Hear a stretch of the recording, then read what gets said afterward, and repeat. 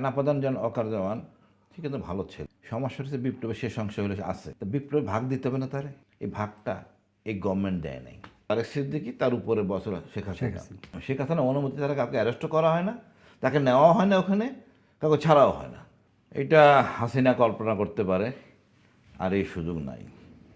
Because আজকে আয়নাঘরে যে বিব্রত অবস্থায় ডিজিএফআই পড়ছে, জি, তাদের ভাবমূর্তি রক্ষার জন্য তারা এটা সংস্কার করবে, আর কারো কথা শুনবে না। ক্ষমতায় যেই আসুক কোনো লাভ হবে না, রক্ষা করতে পারছে। সুতরাং এটা একটা ইতিহাস, আমরা এটা কলঙ্কিত ইতিহাস মনে করি আমরা।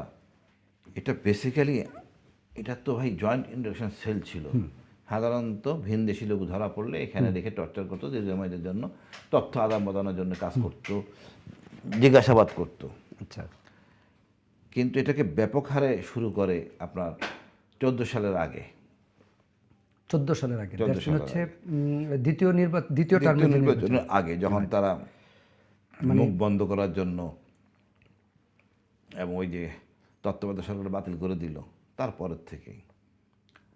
আর এরপর খুব ম্যাসিভ আকারে শুরু করে আপনি খেয়াল করেন 16 সালে সবচেয়ে বেশি ঘটনা আরমান, ব্রিগেডিয়ার আজমি, তার অনেক অনেক অনেক অনেক।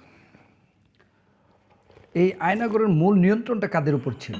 আয়নাঘরে মূল নিয়ন্ত্রণ ডিজিএফআইয়ের ভিতরে ডিজিএফআই থাকে। আচ্ছা, ওখানে খাওয়া দাওয়া কে দিত?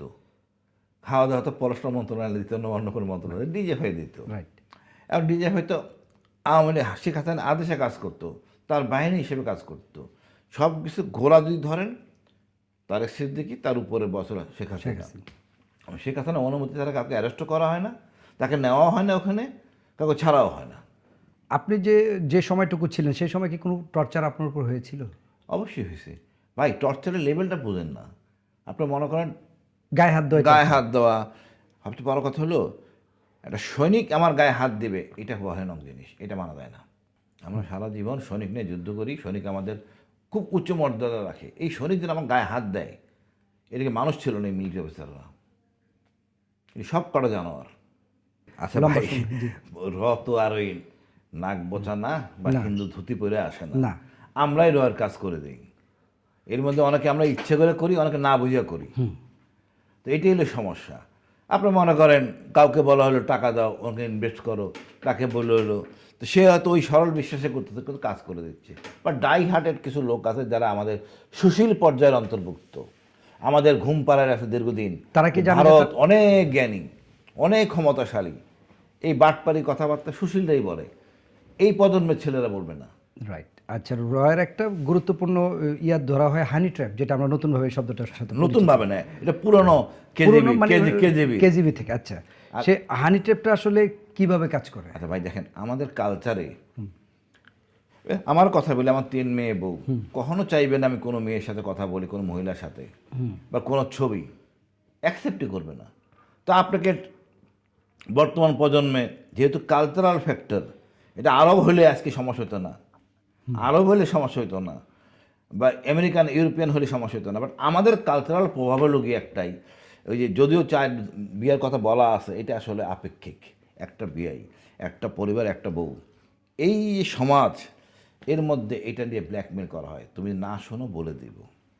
এখন আমাদের অফিসাররা বা যারা এইসব কাজ করেন, তারা একটু যে বললাম না সুশীল একটু মদ খায়, তারপর একটু ভাবে থাকে আর কি, একটু নাইট ক্লাবে যায়। ওইখানে যদি আপনি অনিয়ম করেন, তারপর অসুস্থ হলেন, কোনো রুমে নিয়ে যাওয়া হলো, তারপরে ছবি আপনার তোলা দরকার নেই, তারাই তুলে নেবে, কি করতে হবে। এটা ইঞ্জেকশন পুশ করলে তো আপনার নিয়ন্ত্রণ আপনার হাতে নাই। আমি এই জন্য সবসময় বলি, নিজেরটা খাবেন। ফাও যে খাওয়াচ্ছে, অর্থাৎ বিনা পয়সায় যে খাওয়ায়, এই খাওয়ার মধ্যে ভেজাল, না খাওয়া উত্তম। গ্যাপটা হচ্ছে দর্শনগত গ্যাপ। সেনাপ্রধান যেন অকার্যমান সে কিন্তু ভালো ছেলে। সমস্যা হচ্ছে বিপ্লবের শেষ অংশ হলে আছে, তো বিপ্লবে ভাগ দিতে হবে না তারে। এই ভাগটা এই গভর্নমেন্ট দেয় নাই। আচ্ছা, তাকে সাথে নেওয়া উচিত ছিল, অনবোর্ড। আসো ভাই, তুমি বিপ্লবের অংশ, পাশে দাঁড়ায় ছবি তুলতো, 2-1 জায়গায় যাইতো, তাহলে আর এই ভাবটা থাকে। ডক্টর ইউনূসের লিডারশিপের ভুল। রাইট। সেক্ষেত্রে আমি বলি যে আচ্ছা, এই সেনাপ্রধান থাকতেও তো গুমের অনেক ঘটনা হয়েছে, উনি কি এটা দায়ভার নাই? সে তো ইনফর্ম। ইন জেনারেল দায়ভার সবার, বাট কোনো সক্ষমতা ছিল কেউ প্রতিবাদ করার?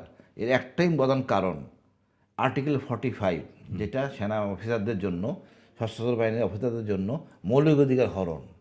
যে আমি চাকরি চলে গেলে আদালতে যাইতে পারি, ইন্ডিয়ান আর্মিতে আছে, অন্য সব দেশের আর্মিতে আছে, আমাদের আর্মিতে এটা করা যায় না বা করতে পারি নাই। এটা না করা পর্যন্ত এই ডিজিএফআই, এই সেনাবাহিনী রাজনীতিবিদরা কন্ট্রোল করার চেষ্টা করবে। এটা কি শুধু বাংলাদেশ শুধু সেনাবাহিনীতে এই বাংলাদেশে আইনটা, আছে ব্রিটিশের এই আইনটা, মানে উপমহাদেশের ভারত বা পাকিস্তানে কি? ভারতে নাই, পাকিস্তানে চেঞ্জ করার চেষ্টা করতেছে, বিকজ আমরা তো জিম্মি এই রাজনীতিবিদদের কাছে। পাকিস্তানের রাজনীতিবিদরা কিন্তু পাকিস্তান আর্মিকে নিয়ন্ত্রণ করে না, একটু এই জন্য পাকিস্তান ফিল করতেছে না, বাট আমরা ফিল করতেছি। আমরা যতই সুশীল হইতে যাচ্ছি, ভালো হইতে যাচ্ছি, গণতন্ত্রকে শ্রদ্ধা করতে যাচ্ছি, রাজনীতিবিদরা আমাদের তত আমাদের খারাপ দিকে নিচ্ছে।